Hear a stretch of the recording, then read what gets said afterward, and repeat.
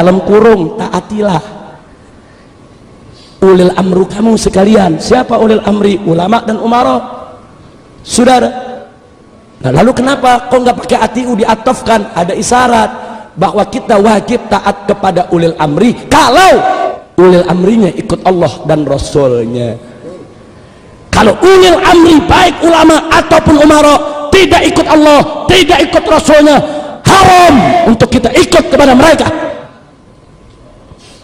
Nah, jadi karena itu saudara, taat kepada Allah mutlak, taat kepada Rasulullah mutlak, taat kepada ulama dan umara bersyarat, tidak mutlak saudara.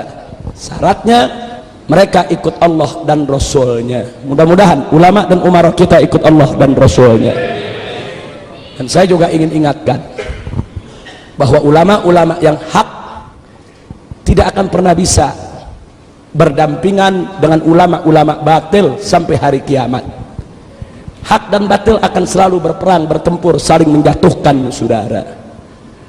Nah, manakala hak dan batil bertempur, kita umat Islam wajib mendukung yang hak. Habib dengan Habib ribut, lihat yang satu hak, yang satu batil, yang dibela yang mana? Hak. Kiai sama kiai ribut, lihat mana yang hak, mana yang batil, yang dibela yang mana? Hak. Ada kiai hak, habibnya batil, bela yang mana? Bela kiai. Ada habib hak, kiai batil, bela yang mana? Bela habib. Bukan karena habibnya, karena hak. Ada kiai hak, ulama hak, umaro batil, bela yang mana? Ulama. Tapi ini dibalik, umaronya hak, ulamanya batil, bela yang mana? Umaro. Jadi kuncinya hak atau batil saudara. Makanya saya pernah ditanya, Habib Rizik, mau ditanya apa pertanyaannya? Kiai me kiai boleh berantem nggak? Saya jawab wajib. Yang nanya kaget, kok wajib Habib? Ya bu, ya kiai me kiai wajib berantem kalau kiai yang satu hak, yang satu batil. Wajib. Tapi kalau kiainya sama-sama hak, haram mereka bertikai saudara. Kalau habibnya sama-sama hak, haram mereka bertikai saudara. Kira-kira jelas gak? Ya, jangan ntar pulang dari sini kata Habib Rizik kiai mesti berantem. Nah, enggak begitu maksudnya, yang hak dengan yang batil. Tapi alhamdulillah kita bersyukur kepada Allah, di negara Republik Indonesia ini ulama dan kiai yang istiqomah jauh masih lebih banyak dibandingkan mereka-mereka yang jalan menyimpang dalam kebatilan saudara. Alhamdulillah. Makanya jangan jauh-jauh, yaitu dari majelisnya para habaib, majelisnya para kiai, ikuti mereka semua saudara. Mudah-mudahan Allah menyelamatkan kita, amin ya rabbal alamin. Nah karena itu setelah panjang lebar saya sampaikan tadi, tentunya masih ada yang keempat dan kelima. Yang keempat dan kelima saya tidak bahas lagi saudara, tapi saya hanya sekedar mengingatkan Ahlus Sunnah wal Jamaah wajib cinta kepada kedua orang tuanya, cinta kepada keluarganya, dan cinta kepada segenap umat Islam. Kenapa ini saya tekankan soal orang tua? Sebab zaman sekarang ada kelompok-kelompok yang mengatakan sangat Islam tapi kurang ajar sama orang tua saudara. Jadi kalau orang tuanya dianggap bukan kelompok dia, nggak ada urusan. Bagi dia gurunya lebih hebat dari orang tuanya.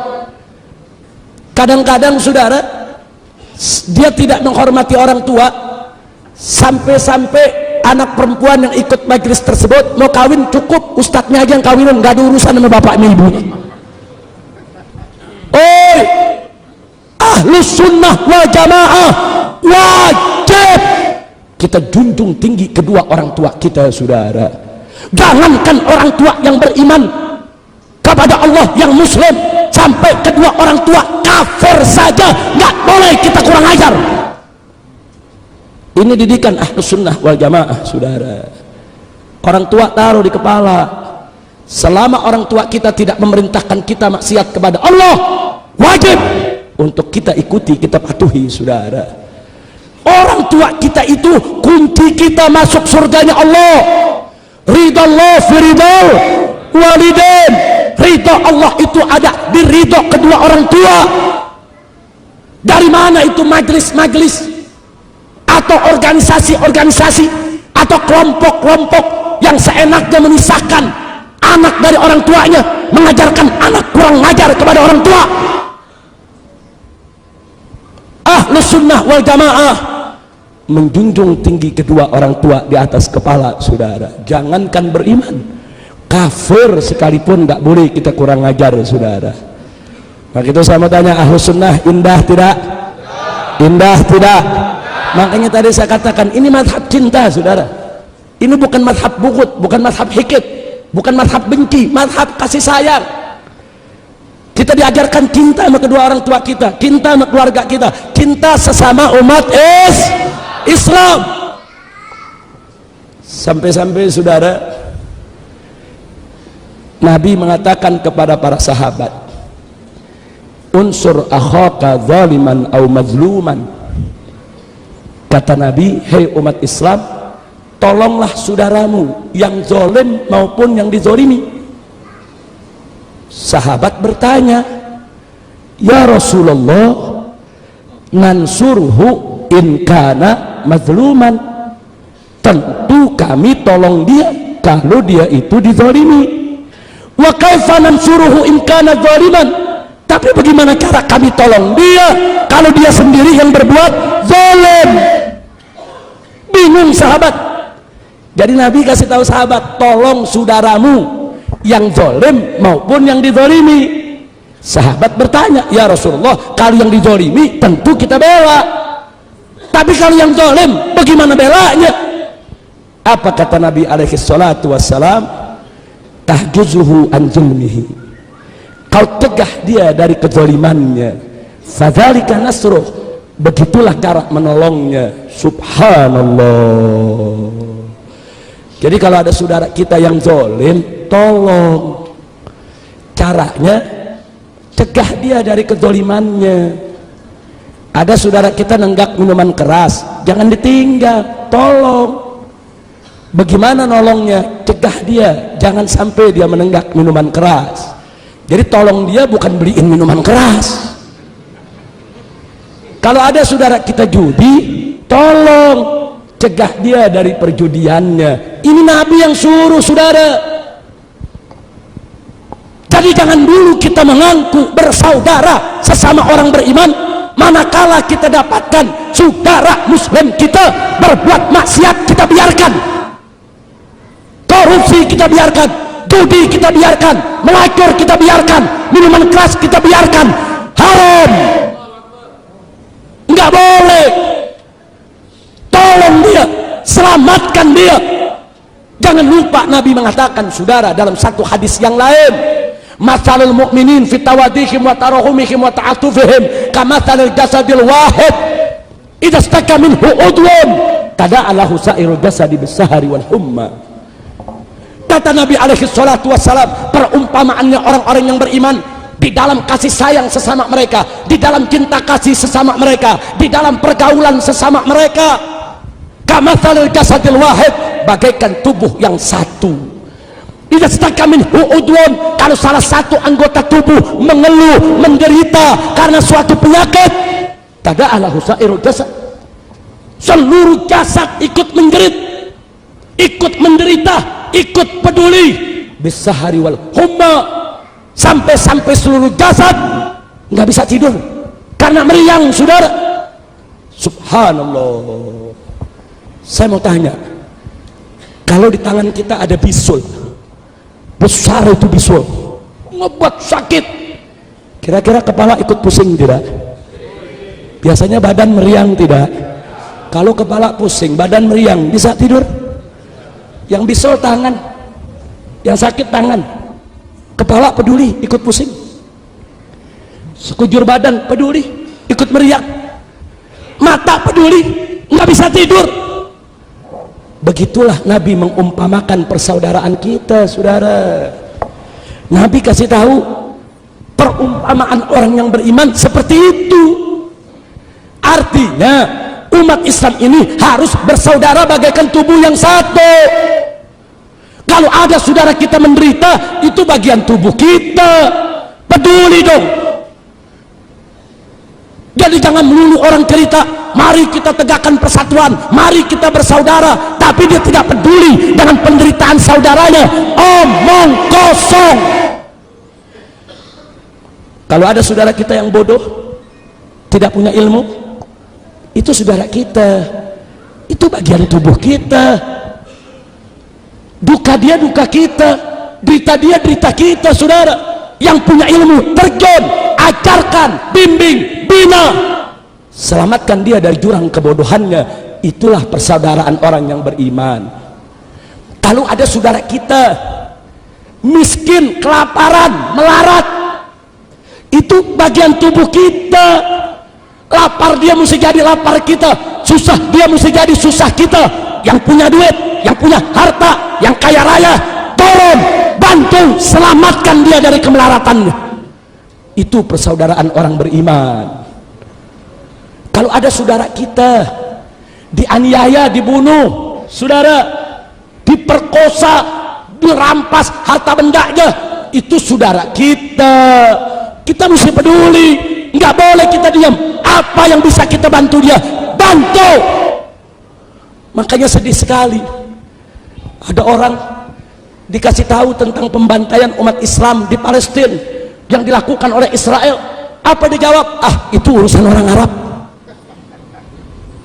itu bukan urusan saya. Ittaqullah. Itu yang dibantai orang Islam, anak kaum muslimin yang membantai orang kafir Yahudi. Itu bukan urusan orang Arab, itu urusan umat Islam. Peduli dong. Al-Masjidil Aqsa itu milik kita.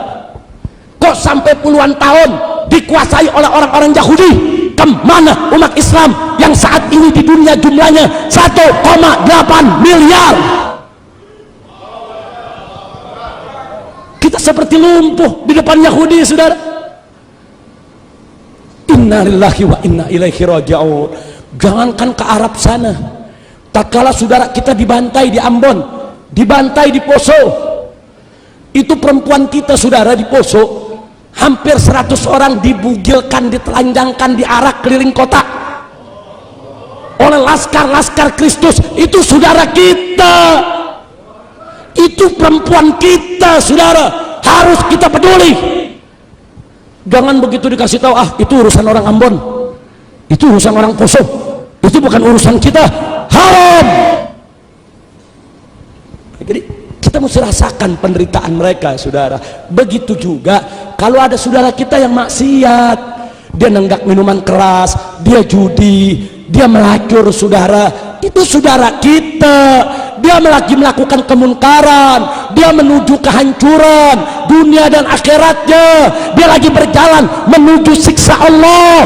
Itu saudara kita, bagian tubuh kita. Selamatkan dong dari kehancurannya. Jangan dibiarkan, saudara. Haram.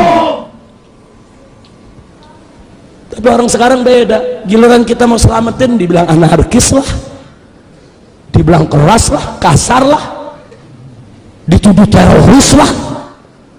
Hei saudara, kalau mereka kita biarkan, siksa azab api neraka jahanam yang sangat pedih menanti orang-orang yang ingkar kepada Allah.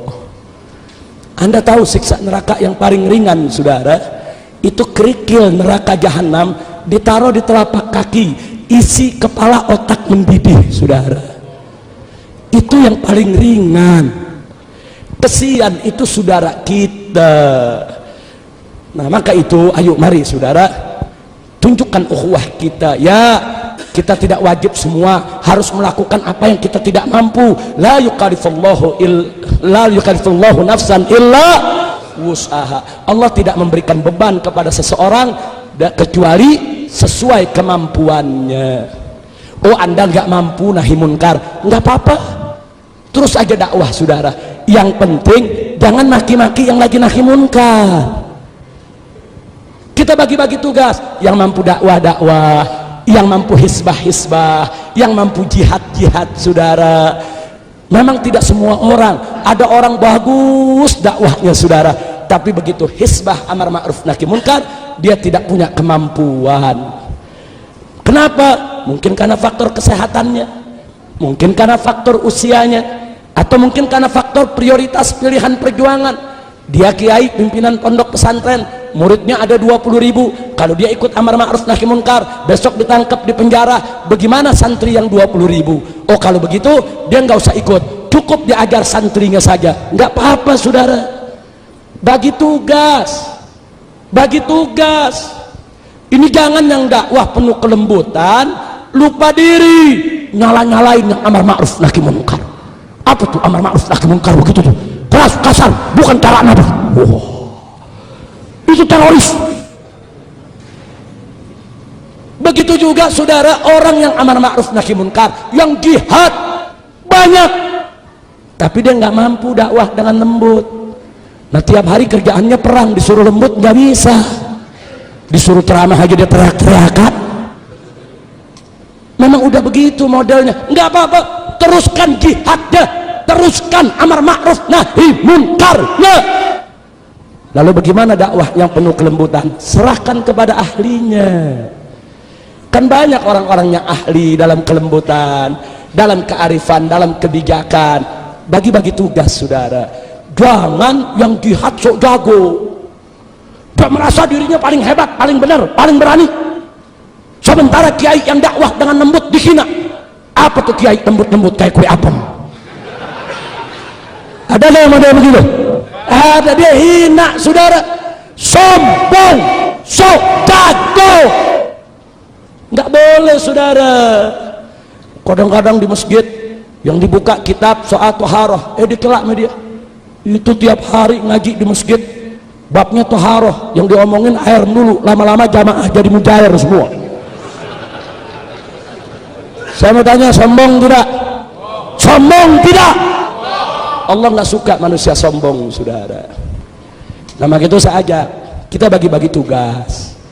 Nah, sebelum saya akhiri, saya berikan analogi perumpamaan. Dakwah dan amar ma'ruf nahi munkar, hisbah, disingkatnya hisbah, bahasa fikihnya hisbah. Hisbah itu amar ma'ruf nahi munkar. Dakwah dan hisbah itu kalau diumpamakan pekerjaan petani, ibarat menanam padi dan memberantas hama. Dakwah dengan lembut itu nanam padinya saudara. Hisbah dengan tegas itu memberantas hamanya, termasuk membunuh tikus yang merusak. Nah, kalau di seluruh Indonesia para habaib, para kiai setiap hari sibuk dengan dakwah yang lembut, tidak ada yang hisbah, sibuk bangun pesantren, sibuk ngajar di masjid dan musola, sibuk zikir, ibadah, ta'abbud dan lain sebagainya. Tapi yang perang lawan korupsi tidak ada, yang perang lawan pelacuran tidak ada, yang perang lawan perjudian tidak ada, yang perang lawan beraneka ragam kemunkaran tidak ada. Kondisinya sama seperti petani se-Indonesia tiap hari sibuk menanam padi, tapi hamanya tidak diberantas saudara. Jujur saya mau tanya, kalau kita rame-rame nanam padi tiap hari, hama nggak diberantas, kira-kira panennya bagus atau rusak? Rusak, kesian. Capek kita didik orang dirusak, capek kita didik anak dirusak saudara, capek. Begitu juga sebaliknya, kalau para habaib, para masaih, para kiai se-Indonesia semuanya tiap hari sibuk perang lawan pelacuran, perang lawan perjudian, perang lawan narkoba, perang lawan minuman keras, perang lawan korupsi, perang lawan aliran sesat, perang lawan kemunkaran, sibuk. Tapi tidak ada yang dakwah, nggak ada yang bangun pesantren, nggak ada yang buka majelis di masjid, nggak ada yang buka kitab, nggak ada yang ngajar caranya wudhu bagaimana saudara. Sibuk semua, perang udah sama munkar. Itu sama juga petani se-Indonesia sibuk sibuk semuanya tiap hari bunuh tikus. Padinya nggak ditanam-tanam. Nah, saya mau tanya, tiap hari kita bunuhin tikus saja saudara, sampai setahun. Terus habis setahun panen apa? Panen tikus. Nah, berarti petani yang cerdas, petani yang ideal, petani yang komprehensif, dia nanam padi dan dia memberantas hama saudara. Tapi kan nggak semua petani mampu. Ada yang pintar nanam padi, nggak pandai memberantas hama, nggak apa-apa, tanam saja padinya. Bagaimana hamanya? Minta bantuan saudaranya yang mampu memberantas hamanya saudara. Dengan kerjasama yang baik antara keduanya seperti tadi, saya mau tanya, kalau padi ditanam, hama diberantas, kira-kira panen bagus tidak? Insya Allah. Begitu juga ulama yang ideal, komprehensif, mantap, mencontoh Nabi saudara. Kalau dia mampu dakwah dan dia juga melakukan hizbah, tapi nggak tiap ulama mampu. Kan tadi sudah saya katakan, orang kalau udah tua kok disuruh demo saudara. Dari mana datangnya orang udah tua kok disuruh angkat senjata perangnya? Nggak bisa. Bahkan Siti Aisyah radhiyallahu taala anha pernah berfatwa, laki-laki yang penakut makruh ikut jihad saudara. Itu fatwa Siti Aisyah. Lo kok makruh? Bahkan ada ulama mengatakan lelaki penakut haram ikut jihad. Kenapa? Sebab kalau dia ikut nanti takutnya nular sama yang lain saudara. Jadi Siti Aisyah bilang kalau udah penakut suruh di rumah aja, jangan dipaksa jihad. Itu kan karakter. Nah sekarang dia ikut jihad, temennya lagi semangat tembak musuh, dia lagi terkencing-kencing. Temennya lagi semangat, Allahu Akbar, dia lagi mikir, ya bini gue bagaimana bini gue? Bisa kacau perangnya saudara. Artinya apa? Ada ulama mampu dakwah, nggak mampu hizbah. Ada ulama mampu hizbah, nggak mampu dakwah. Nggak apa-apa saudara, nggak apa-apa. Yang mampu dakwah teruskan dakwahnya dengan lembut. Tapi tolong doakan saudara-saudaranya yang sedang melakukan hizbah. Begitu juga sebaliknya, yang hizbah dengan tegas teruskan. Tapi jangan lupa juga di sela-sela ibadahnya doakan, beri dukungan kepada ulama-ulama yang dakwahnya dengan penuh kelembutan. Indah tidak? Indah tidak? Jadi kalau ulama dengan ulama saling kerjasama menyempurnakan saudara, kira-kira kita bisa jaya tidak? Bisa menang tidak? Karena itu saya mau tanya, siap bersatu? Siap berjuang bersama? Siap saling menghormati? Takbir! Sallu ala nabi. Allahumma salli wa sallim wa barik alaih. Ini udah jam berapa nih? Ngomong terus-terus sampai subuh urusannya. Masya Allah. Kira-kira yang saya sampaikan jelas tidak? Ya bukan, kalau kita mau cerita panjang sampai subuh juga nggak habis. Iya Masya Allah. Tapi saya sedang ini hari Masya Allah majelis seram ini mudah-mudahan oleh Allah dijadikan masjidan thayyiban, masjidan salihan, masjidan mubarakan, amin ya rabbal alamin. Nah, sebagai penutup saya ingin memanfaatkan kesempatan ini untuk memberikan sejumlah informasi sekaligus untuk klarifikasi insya Allah. Sebagaimana Anda sudah sama tahu bahwa sejak tahun 98 saya tidak sendiri, saya dengan kawan-kawan dari kalangan para habaib, para kiai, para ustadz, kalangan santri, pondok pesantren dan lain sebagainya mendirikan organisasi Front Pembela Islam. FPI ini bukan partai politik. FPI ini adalah organisasi Islam yang bermadhab akidah Asy'ariyah dan bermadhab fikih Syafi'i. Artinya FPI adalah organisasi Ahlus Sunnah wal Jamaah. Nah, FPI banyak fokus pada bidang hisbah, amar ma'ruf nahi munkar. Tapi bukan berarti dakwah tidak kami kerjakan, bukan. Dakwah kami kerjakan juga, jihad kami geluti juga. Pada saat terjadi pertikaian di Ambon, di Poso, kami kirim anak-anak muda kami untuk bertempur di sana bersama umat Islam yang lainnya menyelamatkan kaum muslimin. Bahkan sampai hari ini posko-posko kami di Ambon maupun di Poso masih tetap dalam keadaan siaga. Kami tidak mau lagi kecolongan seperti dulu. Nah, kemudian tidak sampai di situ, kita juga peduli dengan jihad yang ada di Palestina, yang ada di Rohingya, yang ada di Kashmir, yang ada di Thailand Selatan, Patani, yang ada di Moro dan lain sebagainya. Tapi memang di Indonesia yang banyak disorot adalah amar ma'ruf nahi munkar. Yang ingin saya sampaikan singkat saja, bahwa kami FPI betul, kami tidak menolak atau tidak memungkiri bahwa sering terjadi clash, bentrok antara kami dengan pengusaha-pengusaha maksiat, dengan preman-preman yang membackingi berbagai macam tempat maksiat. Hanya yang perlu saya klarifikasi bahwa dalam prosedur perjuangan Front Pembela Islam, posko FPI mana saja di seluruh Indonesia, manakala ingin berjuang menutup suatu tempat maksiat, wajib untuk memulai dari dakwah terlebih dahulu. Jadi nggak boleh ujuk-ujuk amar ma'ruf nahi munkar, nggak boleh saudara. Dakwah dulu, itulah yang kami sebut prosedur standar. Jadi kami mulai dakwah dulu dengan cara bagaimana? Dengan cara saudara memberikan nasihat kepada yang punya tempat maksiat.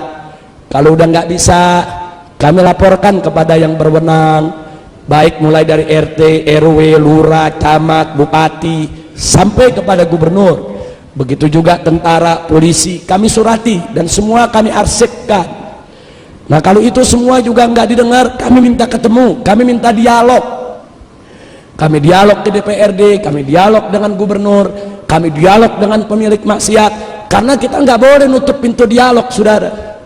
Nabi sendiri dulu diajarkan oleh Allah kepada orang kafir pun dialog, wajadilhum billatii hiya ahsan. Nabi disuruh dialog, sama orang kafir aja kita mesti dialog, apalagi yang bukan kafir, saudara. Wajib untuk dialog. Nah, kalau dialog-dialog ini tidak membuahkan hasil, kami mengambil jalan lain, yaitu dengan melakukan demo. Demo itu pilihan berikut, nggak ada ujuk-ujuk demo, saudara. Demo itu maksudnya unjuk rasa. Mungkin selama ini kami kirim surat, hurufnya kekecilan, pejabat nggak bisa baca. Jadi kami demo pakai spanduk, hurufnya gede biar pada baca. Itu kan filsafatnya, saudara. Mungkin selama ini kami dialog dengan bahasa lembut, nggak kedengeran. Jadi kami datang demo pakai speaker yang gede biar semua dengar suara itu, saudara. Nah, kalau itu sudah tidak mempan juga, nah kami ada tahapan-tahapan lain, tahapan ultimatum, tahapan peringatan, dan seterusnya. Kalau semua jalan mentok, maka kami kembalikan ke masyarakat yang melaporkannya. Jadi kita FPI nggak ujuk-ujuk, masyarakat yang lapor. Nih di kampung kami ada tempat judi nih, bagaimana? Kami tuntun. Itu prosesnya bisa 6 bulan, bisa 1 tahun, bisa 2 tahun. Kami tunggu dengan sabar. Kalau bisa ditutup tanpa ribut, kenapa sih mesti ribut, saudara? Nah, biasanya kalau udah 1 tahun, 2 tahun gagal, kami kembalikan masyarakat. Kami kumpulkan masyarakatnya, Bapak, Ibu, laporan Anda sudah kami terima, sudah kami laksanakan. Ini bukti-bukti kerjaan yang sudah kami lakukan, tapi semua batal, gagal. Sekarang terserah Anda maunya apa. Nah, kadang-kadang masyarakat ambil jalan, ya udah, kalau memang ini semua sudah gagal, pemerintah tidak mau tahu, kami masyarakat yang akan bertindak. Pada posisi itu FPI akan ikut masyarakat, saudara. Apapun resikonya, walaupun resikonya kami akan dikatakan melanggar hukum, main hakim sendiri, mengambil wewenang polisi, yang jelas kami sudah mengikuti prosedur yang ada. Kenapa kami prosedur? Karena kami menghormati pemerintah. Kita nggak boleh melangkahi pemerintah, kita nggak boleh melangkahi umarok, saudara. Kita nggak boleh sebelum kita lapor ke umarok kita main hakim sendiri, haram. Pemerintah kita angkat untuk melaksanakan tugasnya. Cuma yang jadi persoalan, manakala pejabat dengan penjahat berkolaborasi kerjasama dalam maksiat, masyarakat hanya ada dua pilihan. Satu, duduk jadi penonton saja, atau berdiri melakukan perlawanan. Kami dari FPI milih yang kedua, kami diri, kami lawan. Kami nggak mau untuk menjadi penonton, saudara. Nah, yang begini inilah pada akhirnya begitu bentrok baru masuk TV, saudara. Nah, jujur aja saya mau tanya, FPI lagi dialog, emang ada di TV? FPI tulis surat, emang masuk di TV? Nggak ada. FPI demo damai sambil tahlil zikir, ada di TV? Giliran ngegerebek baru masuk TV. Kami turun di Aceh, 1.300 laskar FPI termasuk dari Jawa Timur. Dari Jawa Timur ini hampir 400 pemuda kami kirim ke Aceh pada saat terjadi tsunami. 4 bulan kita kerja, 100.000 mayat kita evakuasi. Kita cari mayatnya, masukkan ke kantong mayat, sholatkan, kuburkan. 100.000 mayat. Ada masuk TV? Nggak ada. Turun di Padang, turun di Jogja, turun di berbagai daerah bencana, bangun sekolah-sekolah darurat, bikin dapur-dapur umum, saudara, buat juga kesehatan gratis untuk para pengungsi. Ada masuk TV? Tapi giliran FPI lagi ngemplang liberal, masuk TV. Tiap hari disetel, saudara. Kejadiannya sekali, disetelnya tiap hari. Udah 5 tahun masih disetel lagi. Tinggal orang Jawa Timur yang nggak tahu apa-apa, kok FPI ngemplang mulu tiap hari ya. Masya Allah. Tapi nggak apa-apa, ini adalah perjuangan, ini namanya perjuangan, dinamika, nggak apa-apa. Memang kami tidak punya TV, kami tidak punya radio, kami tidak punya media, tapi yakinlah kalau ada orang yang membenci FPI karena salah informasi, kami yakin begitu suatu ketika dia mendapat informasi yang benar, kebenciannya akan hilang. Kalau dia benci karena salah paham, kami yakin suatu saat begitu salah pahamnya hilang, kebenciannya akan ikut hilang, saudara. Kalau dia benci, saudara, karena memang dia tidak kenal, dia belum tahu, wajar. Karena yang namanya manusia, annas a'da'u majahilu, manusia itu adalah musuh dari apa yang dia tidak tahu. Tapi suatu ketika dia tahu, insya Allah dia tidak jadi musuh lagi. Tapi kalau yang benci FPI karena iri, dengki, bughd, sulit dicari obatnya, saudara. Al-Imam Asy-Syafi'i radhiyallahu ta'ala anhu mengatakan dalam syairnya, saudara, kullu adawatin qad turja shifa'uha illa adawatu man adaka bil hasadi. Setiap permusuhan bisa diharapkan obat penyembuhnya, kecuali permusuhan dari orang yang memusuhimu karena iri dan dengki. Orang kalau sudah bukut, iri, dengki, walaupun kita baik tetap jelek, walaupun kita udah benar tetap salah, apalagi salah.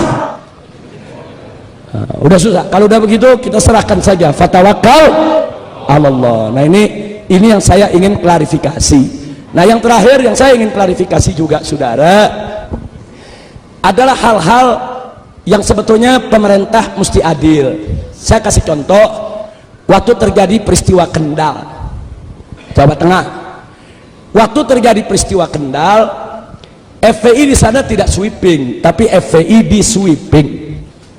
FPI di sana tidak merusak, FPI yang mobilnya dirusak dan dibakar. Jadi FPI di sana tidak main hakim sendiri. Justru Kapolres Kendal mengatakan FPI datang ke polisi, minta polisi yang turun. Hanya FPI terjebak, dikepung para preman, panik, terjadilah apa yang terjadi. Nah, saya tidak persoalkan itu, saudara. Yang saya persoalkan, tiba-tiba presiden bicara di televisi. Presiden mengecam FPI anarkis, FPI mempermalukan Islam, FPI mencederai Islam, dan seterusnya. Saya tidak marah. Presiden memarahi FPI silakan. Presiden mau jewer FPI silakan. Presiden mau tegur keras FPI silakan. Tapi presiden mesti adil menegurnya. Kalau FPI yang minta ditutup tempat pelacuran ditegur, lalu tempat pelacuran di Kendal yang operasi bulan Ramadan kok presiden nggak tegur? Mestinya tegur dong dua-duanya. Hei tempat pelacuran, kenapa kau masih buka sampai bulan Ramadan buka? Hei Kapolda Jawa Tengah, hei Kapolres setempat, ada apa tempat pelacuran buka di siang hari bulan Ramadan? Mestinya presiden marah dong. Setelah itu presiden tegur, hei FPI, kalau ada tempat pelacuran yang buka, kau jangan main hakim sendiri, kau jangan main pukul, awas. Kalau FPI begitu kami tindak. Kalau begitu cara bicara presiden, saya terima. Ini enggak, pelacurannya presiden diem ya. Giliran FPI nya ditegur, FPI mesti begini, FPI mesti begitu. Nah pelacurannya kenapa ente diem? Baik FPI salah karena ingin menutup tempat pelacuran saudara tanpa izin pemerintah, baik katakan FPI salah. Lalu yang membuka tempat pelacuran, apa mereka tidak salah? Catat baik-baik saudara, di Indonesia ada undang-undang human trafficking, perdagangan manusia, dan itu juga undang-undang internasional yang diakui oleh Perserikatan Bangsa-Bangsa. Di dalam undang-undang human trafficking, undang-undang perdagangan manusia, salah satu yang dilarang adalah pelacuran. Jadi kalau ada negara yang membiarkan pelacuran, berarti negara tersebut dianggap melakukan perdagangan manusia, melanggar hak asasi manusia internasional. Kalau FPI salah di bawah karena dianggap main hakim sendiri, presiden lebih besar kesalahannya karena membiarkan pelacuran yang sudah dilarang oleh undang-undang nasional maupun internasional. Nah, kan ini negara hukum saudara. Kita mesti bicara berdasarkan hukum. Nah makanya begitu beliau bicara, saya lawan, saya jawab, saya minta pertanggungjawaban. Baik, kau mau bubarkan FPI silakan, tapi kami minta bubarkan semua pelacuran di Indonesia. Jangan FPI bubar, pelacuran ente piara. Yeah. Kira-kira jelas tidak? Nah, jadi adil saudara. Kalau adil enggak apa-apa, enggak apa-apa. Saya enggak pusing kok. FPI mau dibubarin saya enggak pusing. Ini malam Front Pembela Islam yang disingkat FPI dibubarkan, enggak apa-apa. Besok pagi saya bentuk lagi Front Persatuan Islam. Singkatannya sama FPI. Dibubarin lagi saya bikin lagi Front Persaudaraan Islam. Singkatannya sama FPI, yang mimpin dia juga. Dibubarin lagi enggak apa-apa, saya ganti lagi jadi Front Penjaga Islam. Singkatannya sama, yang mimpin sama, kerjaannya sama. Enggak, saya enggak pusing karena FPI hanya organisasi, alat juang, bukan tujuan. Tujuan kita adalah ridho Allah subhanahu wa ta'ala. Ada FPI, enggak ada FPI, amar ma'ruf nahi munkar wajib untuk kita perjuangkan. Nah baiklah, terima kasih atas semua perhatian, dan saya mau sampaikan informasi penting di ujung acara ini. Setahun yang lalu saya diundang oleh yang mulia sahabat kami tercinta, orang tua kita semua, Kiai Haji Hasan Mutawakkil. Beliau adalah saat ini menjabat ketua PWNU Jawa Timur. Jadi beliau mengundang saya, kita dialog cukup panjang, hampir lebih dari 1 tahun. Waktu itu saya didampingi oleh Habib Abdurrahman Assegaf. Intinya beliau menyampaikan bahwa program NU Jawa Timur ini, dan ini patut kita dukung semua, bahwa NU dengan pemerintah sudah sepakat bahwa tempat pelacuran boli harus ditutup. Takbir. Nah karena itu beliau mengundang saya, waktu itu kita diskusi, dan saya juga diundang pada acara HUT NU di Jawa Timur ketika itu. Nah, jadi kita berikan pemikiran-pemikiran kita, pengalaman-pengalaman kita, tapi intinya saya setuju dengan apa yang disampaikan oleh PWNU Jawa Timur bahwa penutupan doli itu tidak boleh sekaligus serta-merta, tapi harus dilakukan secara bertahap untuk menghindarkan adanya konflik horizontal. Nah ini saya senang betul, dan saya ketemu dengan pimpinan Ikamra, ada di sini orangnya. Waktu itu yaitu Haji Ali Badri. Jadi waktu beliau jemput saya di airport, saya ngomong sama Haji Ali Badri, Haji Ali Badri, ini Jawa Timur terkenal banyak kiainya, banyak pesantrennya, banyak NU-nya, banyak majelis taklimnya, tapi luar biasa tempat pelacurannya paling gede se-Asia Tenggara. Haji Ari Badri dengar begitu nggak bisa tidur, saudara.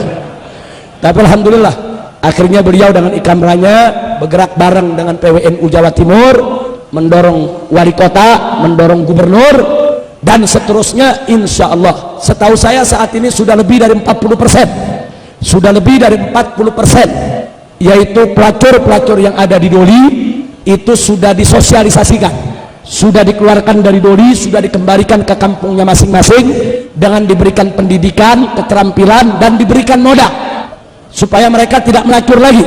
Nah, sisa 60%. Nah, mudah-mudahan ke depan Doli betul-betul tutup dari Jawa Timur. Amin ya rabbal alamin. Saya katakan kepada Kiai Haji Hasan Mutawakkil, kalau NU di Indonesia sudah bangkit untuk melawan kemunkaran, saya yakin insya Allah nggak lama lagi kemunkaran punah dari Republik ini, saudara. Biarkan NU yang menjadi lokomotif, kami siap untuk menjadi gerbongnya, untuk mendukung NU, karena NU adalah orang tua kami. NU adalah rumah besar Ahlus Sunnah wal Jamaah. Maka itu saya mau tanya semua yang ada di sini, siap berjuang? Siap dukung NU Jawa Timur? Siap untuk menutup Doli? Siap menegakkan yang hak? Siap melawan kemungkaran? Takbir! Alhamdulillah. Nah, itu yang saya mau sampaikan, saudara. Nah, ada lagi berita lain. Kiai Haji Hasan Mutawakkil juga meminta, Habib tolong berikan sokongan sepenuhnya oleh saudara-saudara kami di FPI, karena kami juga kiai-kiai di Jawa Timur yang istiqomah ingin berjuang membersihkan NU dari pengaruh-pengaruh liberal, saudara. Karena banyak penyusup-penyusup yang ngaku-ngaku NU padahal liberal, betul? Nah, sekarang saya mau tanya, NU itu liberal atau Ahlus Sunnah? NU itu liberal atau Ahlus Sunnah? Siap bersihkan NU dari liberal? Siap bersihkan NU dari liberal? Siap lawan liberal? Takbir! Allahu Akbar! Sallu ala Nabi. Salatullah salamullah ala Rasulillah. Salatullah salamullah ala Yasin Habibillah. Semua salatullah salamullah ala Rasulillah. Salatullah salamullah ala Yasin Habibillah. Tawassalna bismillah wa bil hadi Rasulillah. Tawassalna bismillah wa bil hadi Rasulillah wa kulli mujahidin lillah bi ahlil badriyah. Allah salatullah salamullah ala Rasulillah. Salatullah salamullah ala Yasin Habibillah. Ilahi salimil ummah minal afati wan nikmah. Ilahi salimil ummah minal afati wan nikmah. Wa min hamil wa min ummah bi ahlil badriyah. Allah salatullah salamullah ala Rasulillah. Salatullah salamullah ala Habibillah. Ilahi ighfir wa akrimna bi ni'matin minna. Ilahi ighfir wa akrimna bi ni'matin minna wa dafi masaatina bi ahlil badri. Ya Allah salatullah salamullah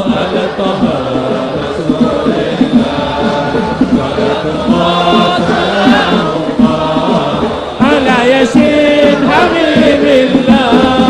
Wa salli ala nabiyil barri bila haddin ولا حسر وصل على النبي البر بلا عد ولا حسر وآل سادة غر بأهل البدر يا الله صلاة الله سلام الله صلاة الله سلام الله على ياسين حبيب الله صلاة الله سلام الله على طه رسول الله صلاة الله سلام الله على ياسين حبيب الله صلاة الله إلهنا يا غفار الذنوب ويا ستار العيوب ويا مفرج الكروب ويا مقلب القلوب اغفر ذنوبنا واستر عيوبنا وفرج كروبنا وثبت قلوبنا على دينك إلهنا صلاة الله سلام الله على طه رسول الله صلاة الله سلام الله على ياسين على ياسين على ياسين حبيب الله صلوا على النبي Allahumma sholli wa sallim wa barik alaih. Kepada kaum muslimin rahimakumullah, alhamdulillah malam hari ini mudah-mudahan kita semua diberkahi oleh Allah, dan semoga kita sampai akhir hayat tidak bergeser dari akidah ahlus sunnah wal jamaah. Jaga persatuan, jaga akhlak, dan jaga keamanan, ketenangan. Semoga Allah memberkahi kita semua, insya Allah. Nah karena itu saya mau tanya sebelum saya akhiri semua, sebagai ahlus sunnah wal jamaah, siap cinta kepada Allah, siap cinta kepada Rasulullah, siap cinta kepada keluarga Rasulullah, siap cinta kepada para sahabat Rasulullah, siap cinta kepada ulama dan umara yang ikut Rasulullah, siap cinta kepada kedua orang tua, kerabat, dan segenap umat Islam. Takbir, takbir. Untuk ke depan siap kita bersatu, siap berjuang, siap mati di jalan Allah. Takbir. Alhamdulillah. Nah itu yang saya mau sampaikan, dan tolong doakan. Saya hari ini nggak bisa mengklarifikasi, masih banyak lagi sebetulnya persoalan. Ada persoalan Lamongan, ada masalah miswut di Bali, ada masalah-masalah yang lainnya. Tapi tolong doakan, mudah-mudahan sampai akhir hayat kita semua umat Islam tidak akan bergeser untuk menegakkan Islam di bumi Indonesia yang tercinta. Amin ya rabbal alamin. Nah, saya perkenalkan, saya datang tidak sendiri, saya didampingi oleh kawan-kawan. Di sini ada sahabat saya Habib Abdurrahman Bahlega Segaf dari Pasuruan. Beliau salah satu ketua Dewan Pimpinan Pusat Front Pembela Islam. Kemudian di samping beliau ada Kiai Haji As-Syekh Misbahul Anam At-Tijani. Beliau salah satu mursyid di Thariqah Tijaniyah, dan beliau juga salah seorang pimpinan di Dewan Pimpinan Pusat Front Pembela Islam. Kemudian yang berikutnya ada Kiai Haji Abdul Qahar. Sengaja saya bawa kemari, beliau adalah ketua Front Pembela Islam Provinsi Jawa Barat. Kemudian di sini masih ada bersama kami, yaitu saya punya anak menantu Habib Ahmad Fikri Bafaraj yang masih kuliah di Azhar Mesir, tapi saat ini sedang berlibur dan mengikuti safari dakwah ini. Mudah-mudahan Allah memberkahi safari dakwah ini. Saya akan berada di Jawa Timur insya Allah sampai hari Ahad depan. Masih banyak acara di Pasuruan, di Malang, di Probolinggo, di Sampang, di Bangkalan. Mudah-mudahan semuanya manfaat untuk urusan dunia dan akhirat kita. Nah, yang terakhir, tolong diperhatikan. Saya serius betul mengajak Anda semua untuk berdakwah kepada mereka yang berbeda dengan kita. Saya serius, supaya mereka kembali ke jalan yang benar. Setuju? Kami tidak main-main. Kami FPI dengan Ahmadiyah Itu dari tahun 2003 kami berhadap-hadapan, terus kami perangi, terus kami pengen bubarkan, tapi sampai hari ini kami tetap tidak menutup pintu dialog dengan Ahmadiyah. Tahun 2009 kami bangun masjid di kampung Ahmadiyah di Tenjo Waringin, yaitu Kabupaten Tasik, Jawa Barat. Itu sampai tahun 2013 ini sudah hampir 800 orang Ahmadiyah kembali masuk Islam. Alhamdulillah. Jadi nggak betul itu fitnah itu. Oh, FPI mau bunuh Ahmadiyah, FPI mau bantai Ahmadiyah. Fitnah. Kami tidak akan ganggu mereka secara fisik kalau mereka tidak mengganggu kami secara fisik. Jadi sampai saat ini di sini ada Kiai Haji Abdul Qahar. Kalau nanti pengurus ada yang mau bertanya kepada Kiai Haji Abdul Qahar, ada berapa ribu Ahmadiyah di Jawa Barat yang sudah kembali ke dalam ajaran Islam. Jadi kami nggak berhenti dakwah. Jadi sekalipun kami lawan Ahmadiyah, kami kafirkan Ahmadiyah, kami sesatkan Ahmadiyah, tetap kami dakwah, kami ajak mereka secara baik-baik, lembut, ramah, santun, arif, bijak, dan akhirnya mereka banyak yang kembali. Mudah-mudahan semua Ahmadiyah kembali kepada jalan benar. Nah, itu saja yang bisa saya sampaikan. Jadi sekali lagi saya serius ingin mengajak semua, ayo kita berdakwah, ajak semua umat Islam untuk ikut jalan Ahlus Sunnah wal Jamaah. Mudah-mudahan Allah memberkahi kita semua. Itu saja yang bisa saya sampaikan. Jangan ada yang meninggalkan tempat sebelum acara ditutup oleh pengurus masjid dan sebelum doa ditutup oleh salah seorang orang tua kita. Saya tidak akan baca doa, biarkan orang tua kita yang baca doa. Itu saja. Terima kasih atas segala perhatian. Mohon maaf atas segala kekurangan. Hadaniyallahu wa iyyakum ila siratikal mustaqim. Wassalamualaikum warahmatullahi wabarakatuh.